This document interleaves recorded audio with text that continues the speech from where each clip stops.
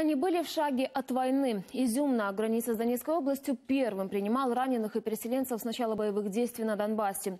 А теперь в городе восстанавливают дороги и ремонтируют больницы. Больше о возрождении города в нашем следующем материале. Маленький городок на границе Харьковской и Донецкой областей. Именно здесь в 2014-м был крайний украинский блокпост перед оккупированным Славянском. Изюм принял первых переселенцев, а Изюмская больница – первую волну раненых. Сейчас город вернулся к мирной жизни. Год назад старую районную больницу начали восстанавливать. Заменили кровлю, окна, внутренние инженерные сети.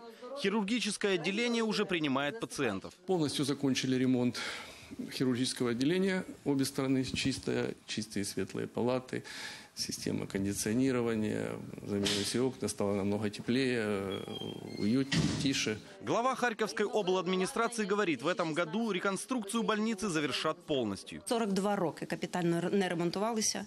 Ми підійшли комплексно і в цьому році завершимо всі роботи, починаючи від даху і закінчуючи комунікаціями. Нові вікна, двері, палати, зовнішні, внутрішні роботи. Закінчимо в цьому році не тільки міську лікарню, а й розпочнемо роботи в інфекційному відділенні і будемо розпочинати ремонтування в пологовому відділенні. Кроме больницы в Изюме отремонтировали дорогу и восстановили мост через Северский Донецк.